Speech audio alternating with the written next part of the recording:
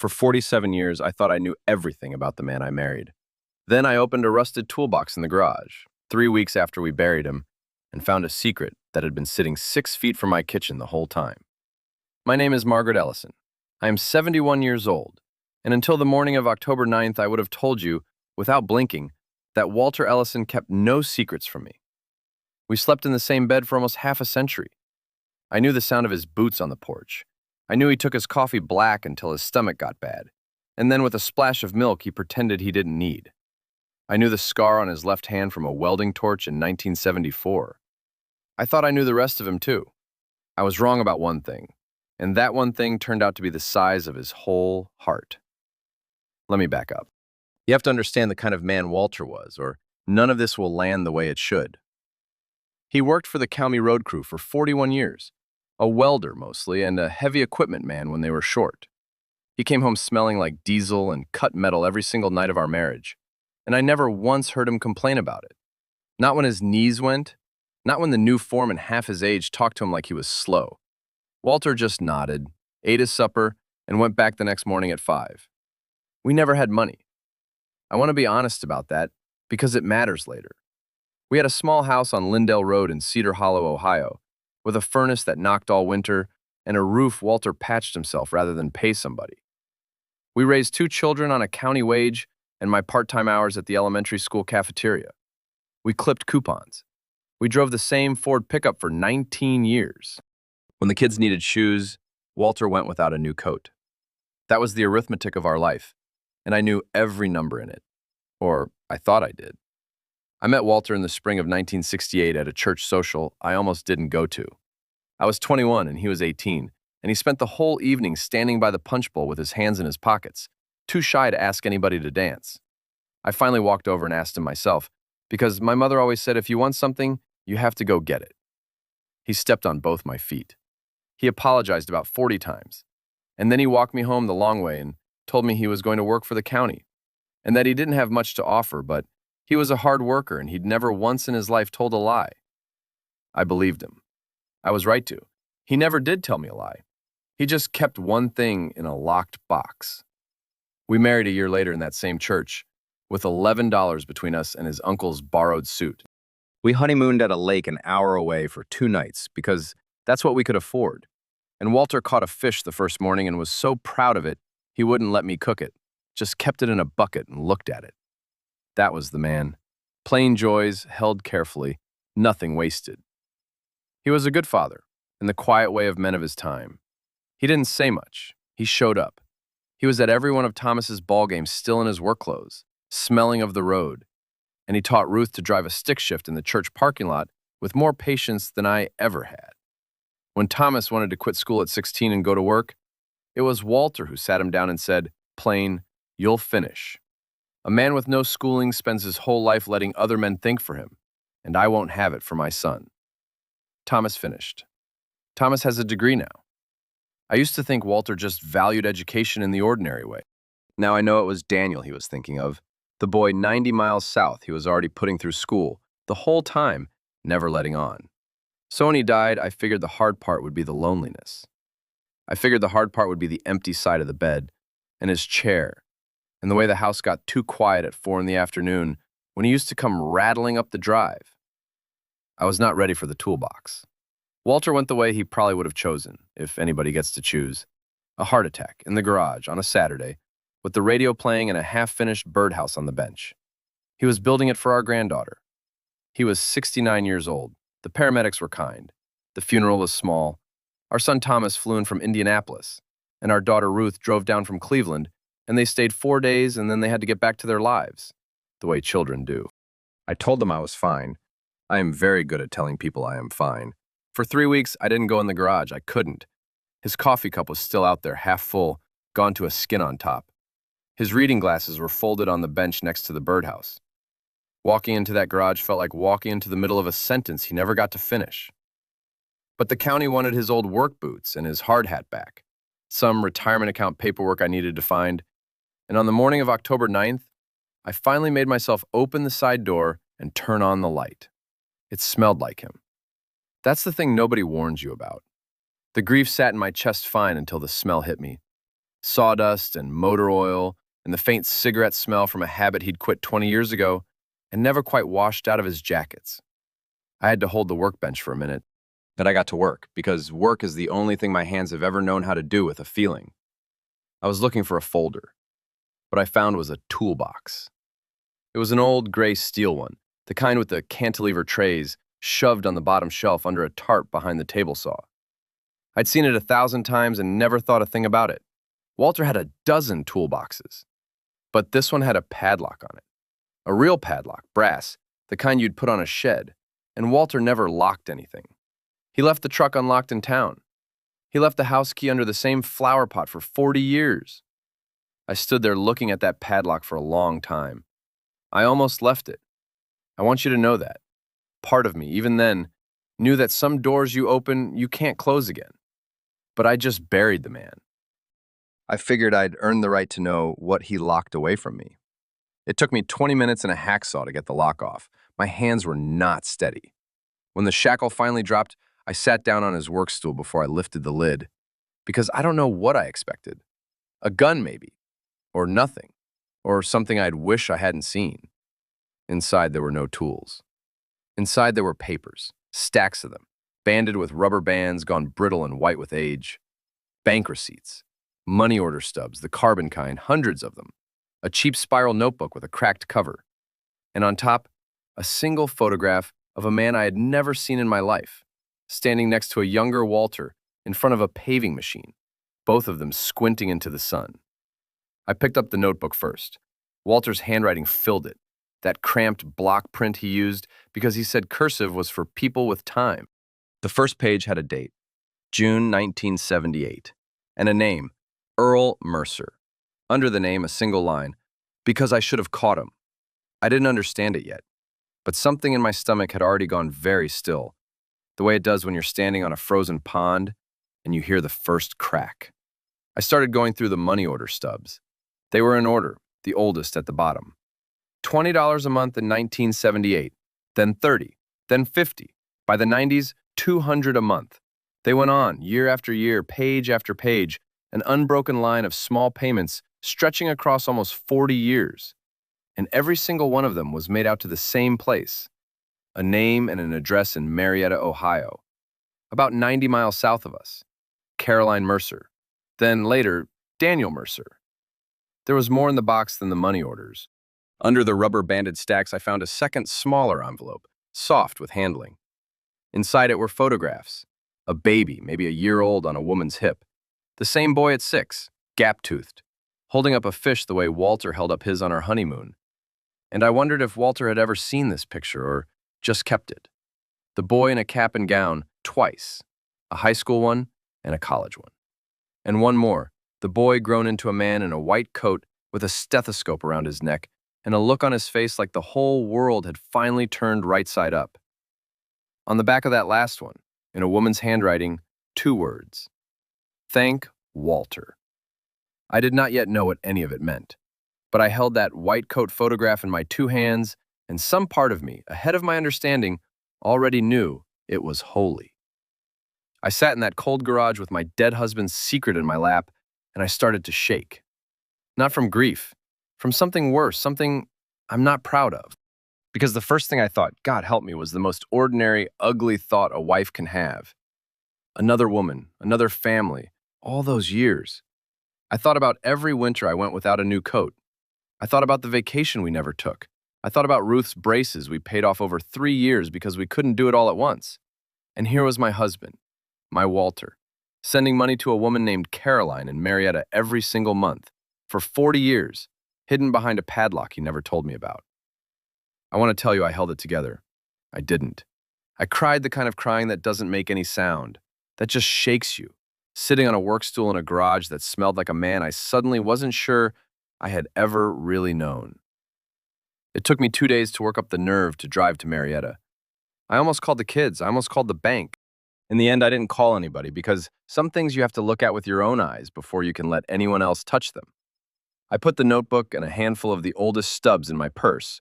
I got in the truck, and I drove 90 miles south on a gray Tuesday, with my heart sitting somewhere down around my shoes. The address was a small brick house on a hill, neat, with a wheelchair ramp built up to the front door and a row of mums in the bed out front. I sat in the truck across the street for 40 minutes. I'm 71 years old and I sat there like a coward, watching the windows, until a woman came out onto the porch to shake out a rug. She was older than me, maybe 80, thin as a rail with white hair and a cardigan, and she moved slow, the way you do when your hips have decided they've done enough. She wasn't a mistress. I knew that the second I saw her. You can just tell. And the shame of having thought it sat on me so heavy I almost couldn't get out of the truck. But I did. I crossed the street with my husband's notebook in my hand, and I climbed those steps, and when she looked up at me with mild, tired eyes, I opened my mouth and nothing came out. "Can I help you, honey?" she said. "My name is Margaret Ellison," I said. "My husband was Walter Ellison." I watched her whole face change, not with guilt, with grief. Her hand went to her mouth, and her eyes filled up, and she said, Oh no, is Walter—" "He passed," I said, 3 weeks ago." Caroline Mercer sat down hard in the porch chair like her legs had quit on her. And then this stranger, this old woman I had driven 90 miles to confront, started to cry for my husband. Harder than I had, almost. And I stood there holding the notebook, completely lost, until she finally got her breath and looked up at me and said, "The thing that took my whole understanding of my marriage and turned it inside out. He never told you," she said. "Did he? After all these years, that stubborn, beautiful man never told you." "Told me what?" I said. My voice didn't sound like mine. "Sit down, Margaret," she said. "Please. I think it's time somebody finally told you who you were married to." So I sat. And Caroline Mercer told me about a day in June of 1978. Walter was 28 years old. He'd been on the county crew 6 years. His best friend on that crew was a man named Earl Mercer, Caroline's husband, 29, with a wife and a baby boy and a laugh you could hear from the other end of the worksite. The two of them ran the paving machine together, Earl in front, Walter behind. They'd worked side by side so long, they didn't need to talk to know what the other one was doing. On the 9th of June, 1978, they were laying a stretch of county road out past the old quarry. It was hot, the kind of heat that makes the asphalt shimmer. Earl was working the edge near the shoulder, where the ground dropped off into the quarry cut, and the shoulder gave way. Just like that. 40 years of rain had hollowed it out underneath, and nobody knew, and the whole edge slid, and Earl went down into the cut with the machine. Walter went in after him, tore his hands open on the rock, got to him, but it was already done. Earl Mercer died at the bottom of that quarry cut with his best friend's arms around him, and Walter Ellison carried that for the rest of his life. "It wasn't his fault," Caroline said. "Everybody said so. The county said so. The men on the crew said so. The ground gave way, Margaret. No one could have known." She wiped her eyes with the heel of her hand. "But you couldn't tell Walter that. He had it in his head that he should have caught him, that he was standing right there and his hands weren't fast enough. He came to Earl's funeral and he couldn't even look at me. And about a month after, an envelope showed up in my mailbox. $20. No note. Just $20 cash." She looked out at the mums in the front bed. I was 26 years old with a baby and no husband, and Earl had no life insurance to speak of. I want you to understand what $20 was to me that month. It was the difference between the lights staying on and not. The next month, another envelope came, and the next. I didn't know who it was. I thought it was the church. It took me almost a year to figure out it was the quiet man who carried my husband out of that quarry. I sat very still. The notebook was heavy in my lap. "I tried to give it back," Caroline said. "Once, I drove up to Cedar Hollow, found him at the county yard, and I tried to hand him the money back. I told him Earl wouldn't have wanted him to ruin his own life over it. You know what he said to me?" I shook my head. I couldn't speak. He said, "Mrs. Mercer, I've got 2 hands. Earl had 2 hands. Now there's only 2 hands where there used to be 4, and I'm going to make up the difference as long as God lets me." And then he asked me not to tell anybody, especially not his wife. He said you had enough to carry without carrying his guilt too. He said you'd want to give from money you didn't have, and he wasn't going to let your kindness cost your own children. He said he'd handle it himself. And he did, Margaret, for 38 years. He put my Daniel through everything. That's the part where I had to put my hand over my mouth because I knew. Right then, sitting on that porch, the whole shape of it came clear, and 40 years of small mysteries in my own marriage suddenly had an answer. The overtime Walter took that we never seemed to see in the bank. The second job repairing small engines on Sundays that he said was just to keep busy. The new coat he didn't buy. The vacation we never took. It wasn't poverty. We weren't as poor as I thought. My husband had been quietly carrying a dead man's family on his back for 38 years with his own two hands, and he'd hidden it inside our marriage so well that I'd mistaken his sacrifice for bad luck. I thought I had spent 47 years married to a county welder. I had spent 47 years married to a better man than I ever knew. She told me about the years when it nearly broke. The winter of 1982, when Earl's old furnace died and Caroline had no way to fix it, and an envelope came that month with $60 in it instead of the usual 30, and a single line of Walter's block print on a scrap of paper. Heard it got cold down there. Stay warm. She had never told him her furnace was broken. He'd just known, the way one poor person knows another, that February in a brick house on a hill is a hard thing. She told me about the spring Daniel got into college, and the letter came with the acceptance and the number on the tuition bill that made Caroline sit down on the floor of her kitchen, because there was no world in which she could pay it. She called the only number she had for Walter, the county yard, and left a message that she was sorry, but Daniel would have to go to work instead, that they couldn't take any more from him, that he'd already done a lifetime's worth. Walter drove down that weekend. He sat at her table. He didn't argue. He just took out a folded paper from his shirt pocket where he kept his folding ruler, and it was a payment plan he'd already worked out with the college, in his own cramped hand, every semester for 4 years, the numbers all penciled in. He'd done the arithmetic before he ever got in the truck. Earl's boy's going to college, he said. I already decided. You're not the one who gets to talk me out of it. And then he ate the supper she made him, and he drove the 90 miles home in the dark. And the next Monday, I now know, he picked up the Sunday small engine work he told me was just to keep his hands busy. Daniel's a doctor now, Caroline said softly. Did you know that? Of course you didn't. He's a doctor down in Columbus. Pediatrics. Children. She laughed, a wet, breaking laugh. Earl's boy fixes children. Walter paid for the books, the tuition, all of it. There were years that money came when I knew Walter didn't have it to give. I'd open the envelope and I'd cry, because I knew he was going without to send it. I begged him to stop. He never stopped. I don't remember the drive home. 90 miles, and I don't remember a foot of it. I remember pulling into our drive on Lyndale Road as the light was going and sitting in the truck looking at the garage where I'd found the toolbox, and feeling something I didn't have a name for. It wasn't grief, exactly. It wasn't even pride, though that was in it. It was the strange, terrible ache of loving someone more after they're gone than you knew how to love them when they were alive. Of finding out the man who left his coffee cup on the bench was carrying the whole weight of another family's life and never once asked you to help him hold it. I went inside and I sat at the kitchen table where we'd eaten 10,000 suppers, and I laid out the notebook and I read every page, all 38 years of it. And I understood finally why he kept it locked. It wasn't shame. It wasn't a secret in the way I'd feared. It was that Walter Ellison never in his life wanted credit for the thing he did. He didn't want me to know because he didn't want to be thanked. He wanted Earl's boy to grow up and become a doctor and never owe anybody anything, including him. The padlock wasn't to hide a sin. It was to hide a kindness so big he couldn't stand for it to be seen. If you've made it this far into Walter's story, please stay with me, because what happened at the church is the part I've been waiting to tell you. I thought that would be the end of it. Find the box, drive to Marietta, understand the man. I thought I'd grieve him with this new, larger picture of him, and that would be all.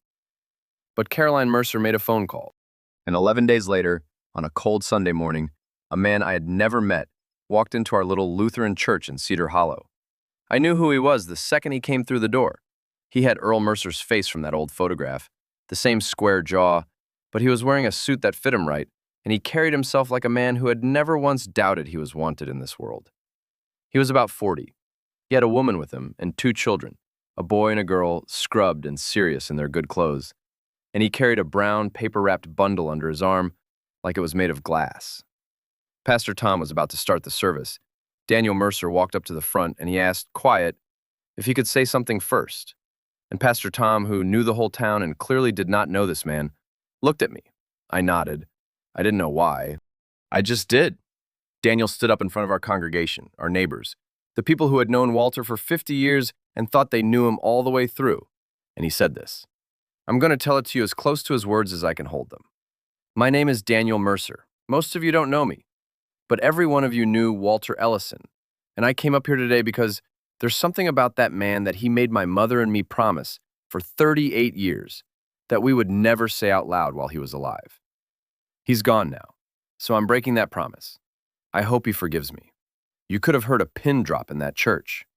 When I was 8 months old, Daniel said, my father died in an accident on a county road crew. He was Walter's friend. It wasn't Walter's fault, but Walter decided that summer that he was going to spend the rest of his life making sure my father's death didn't take my future down with it. He sent my mother money every month for 38 years. He paid for my school clothes. He paid for my college. He paid for medical school dollar by dollar out of a county welder's paycheck. And he did it without ever once letting me thank him. I'm a pediatrician. I have a practice in Columbus. I have these 2 children. His voice cracked and he stopped and pressed his hand to his mouth, just the way I had on Caroline's porch. And I understood that grief is a thing strangers can share. I exist, he said, the way I exist, because of a man who decided that my life was worth more than his own comfort. And he never told a soul. He didn't even tell his own wife. He turned and looked at me then. The whole church turned and looked at me. Mrs. Ellison, Daniel said, I am so sorry that you found out this way. He should have told you. You deserve to know the size of the man you married. He unwrapped the brown paper bundle. It was a framed thing. He held it up. This is the last money order he ever sent us. It came 2 weeks before he died. My mother never cashed it. We had told him to stop for years. He never stopped. He set it down on the rail. I had it framed. I want you to have it. I want it to hang in your house, where it should have hung all along. I have been to a lot of funerals in 71 years. I have never heard a sound like the one that church made. It wasn't applause. It was something older than that. It was a whole room of working people, mechanics and farmers and retired school teachers, all of them weeping at once for a quiet man they thought they'd had completely figured out, and finding out in one Sunday morning that he'd been a hero in plain sight the entire time. Hank, from the hardware store, cried. The man hadn't cried since his wife passed. Earl's boy, the doctor, stood up there and shook so hard his own son got up and went and stood next to him and held his hand. And me? I sat in the second pew with my husband's last money order in a frame in my lap, and I finally cried for Walter the way he deserved to be cried for. Not because I'd lost him, because I'd had him. Because for 47 years, I'd been married to a man so good, he had to hide it in a toolbox so it wouldn't embarrass anybody. And I never even knew to be proud. There's more. There's always more when a thing like this comes out into the light. The week after that Sunday, the Cedar Hollow paper ran a story on the front page. Somebody at the church had talked to the editor, and the editor had driven to Marietta and sat with Caroline, and the story ran 2 columns wide with the headline, The Welder Who Kept His Word for 38 Years. People I'd never met sent cards. A man Walter worked with in the 70s, 90 years old now, called me on the telephone and cried into the phone for 10 minutes, and all he could say was, "That was Walt. That was just exactly Walt." The county did something too. The road commission voted that November to name the new stretch of County Road 9, the same road where Earl died, the Ellison Mercer Memorial Route. There's a green sign out there now with both their names on it. I drove out and saw it. 2 men who ran a paving machine together for 6 years, side by side again on a road sign, the way they used to be side by side on the machine. Walter would have hated the fuss. He would have said it was a waste of taxpayer money for a sign. And then, when nobody was looking, he would have driven past it every single day. They held a dedication on a cold, bright morning the week before Thanksgiving. I didn't want to fuss either, but the county insisted. And Caroline said we owed it to Earl, and she was right. There must have been 200 people out on that shoulder of County Road 9, more than I expected, standing in the cold with their hands jammed in their coats. Men from the old road crew, the few still living, came in their good shirts. Pastor Tom said a few words. The county commissioner read a proclamation that Walter would have called a lot of hot air, and he wouldn't have been entirely wrong, but the man's voice broke in the middle of it, and that part Walter could not have argued with. Then they pulled the cloth off the sign. Green metal, white letters. Ellison Mercer Memorial Route. Caroline and I stood together holding hands like a couple of schoolgirls, two widows with 80 years of marriage between us, and the same good man's name on a road sign. And when the cloth came off, she leaned over and said in my ear, "There they are, back on the machine together." And I had to laugh through the crying, because that's exactly what it was.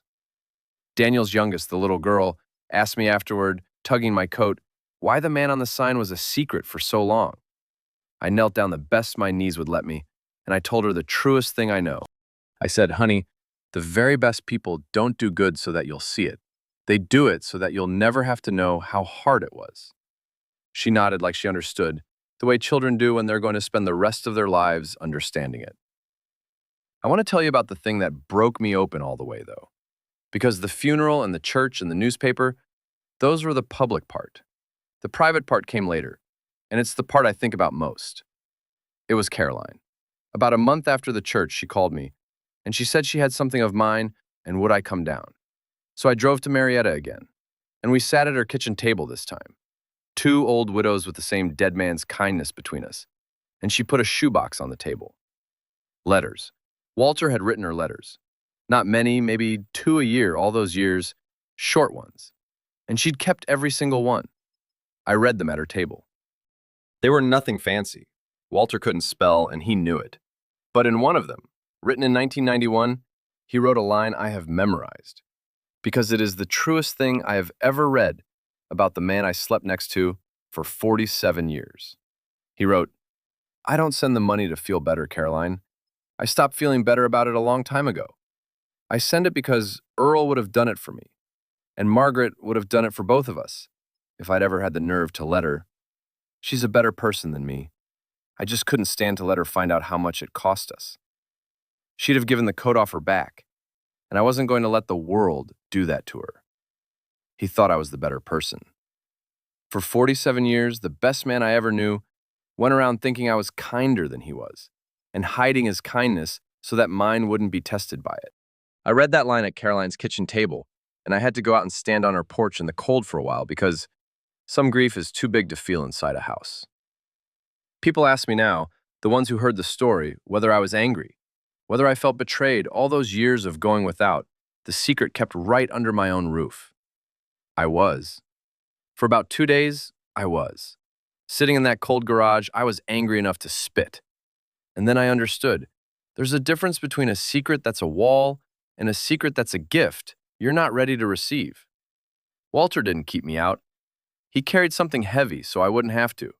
The same way he carried the furnace bill and the roof and 41 years of diesel and cut metal, and he never let me see the strap cutting into his shoulder. That's not betrayal. That's the oldest kind of love there is, the kind that doesn't need you to know. I had to tell my own children, of course. I called Thomas first in Indianapolis, and I sat on the edge of the bed with the phone and told him the whole thing, the toolbox and Caroline and the church, and there was a long silence on the line. Then my son, who is 44 years old and runs a department of 30 people and has not cried in front of me since he was a boy, said in a voice gone small, "He made me finish school, Mom. He sat me down. He said a man with no schooling lets other men think for him." And I said yes. Yes, he did. And we both understood, 90 miles apart on a telephone, that Walter had been teaching Thomas the same lesson he was already paying for in a boy he'd never let us meet. Ruth took it harder. She was angry first, the way I'd been angry at all the years we went without. And then about an hour later, she called me back and she was crying and she said, "I'm not mad anymore. I just wish I'd known him. I thought I knew Dad and I didn't know the half of him." None of us did, I told her. That was the whole point. He built it that way. They both came home that Christmas, the first one without him, and we hung the framed money order in the front hall together, the three of us. And Thomas got the level out of Walter's garage to make sure it was straight, because his father could not abide a crooked picture. We stood back and looked at it. $22 in a frame, the smallest large thing I have ever owned. Ruth said it should have a little brass plate under it. Thomas said his father would have torn the plate off and used the screws for something. We laughed. It was the first time we'd laughed since October, and it felt like Walter was standing in the doorway of his own house with his arms crossed, pretending to be annoyed at all the attention. Daniel comes to see me now, Earl's boy, the doctor. He brings his children, and they call me Grandma Margaret, which is a thing I never asked for and will never give back. Caroline and I talk on the telephone every Sunday after church. Two old women who would never have met except for one terrible day in June of 1978, and one stubborn welder who decided that a tragedy wasn't going to get the last word. The framed money order hangs in my front hall now. $22, made out to Caroline Mercer, dated 2 weeks before Walter died. He was 69 years old, and his heart was already failing, and he didn't know it. And he sat at that workbench and made out a money order for a debt that was never his, that he'd paid 1,000 times over, because 38 years before he'd promised a dead man with his arms that he'd make up the difference as long as God let him. God let him until the second Saturday in October. I keep his coffee cup on the kitchen windowsill. I never washed it. I know that's foolish. I'm a 71-year-old woman, and I keep a dirty coffee cup on a windowsill because my husband's hands were the last hands to hold it. Some mornings I sit at the table and I look at that cup and at the money order in its frame down the hall, and I think about all the years I thought I knew him, and I'm grateful, in a way I can't explain, that I got to find out I was wrong. Because here's the thing I've learned, sitting alone in a quiet house on Lyndale Road. You can spend 47 years beside a person and still not know the whole size of them. And that's not a sad thing. It means love is bigger than the small daily life we squeeze it into. It means the man frying eggs in his undershirt at 5 in the morning might also be a man who, 20 years before you met him, made a promise in the bottom of a quarry and kept it in silence for the rest of his life. I buried a husband in October. I found out in November that I had been married all along to one of the best men this county ever made. And he would have gone to his grave letting me think he was just a welder with bad knees, because the only person on this earth Walter Ellison ever wanted to keep his goodness a secret from was the one person who loved him enough to be proud. I'm proud now, Walter. The whole county's proud. You'd hate it. There's a sign out on County Road 9 with your name on it, right next to Earl's. And I drive out there sometimes and park on the shoulder and just sit. 2 men and a paving machine and a stretch of road that almost took one of them. And finally, after 40 years, gave them both their names back. The hardest part of being a widow isn't the empty bed. It's not even the silence at 4 in the afternoon. The hardest part is learning a person all over again after they're gone. Finding the rooms in them you never got to walk through. And standing in the doorway of all that goodness with nobody left to thank. So I thank you here. To all of you listening. I thank a quiet welder named Walter Ellison, who taught me that the biggest love doesn't announce itself. It just shows up every month, in an envelope, for 38 years, and asks for nothing back. If you've stayed with me this far, do one thing for me. Think of the quietest person you know, the one who never makes a fuss, the one you think you've got all figured out, and go find out what they're carrying. Because I'd give anything in this world, to have walked into that garage one day while Walter was still alive and put my hand on his shoulder and told him I knew and that I would have carried it with him and that I was never, not for one single day, anything but proud to be his wife. He thought I was the better person. He was wrong about that too. Some things take a lifetime to come to light, and when they finally do, you find out the person you slept beside for 47 years was, all along, a little bit holy. And you spend the rest of your days trying to be worthy of having missed it. Walter Ellison, 41 years a welder, 38 years a secret, 47 years my husband. I miss you in the morning most of all.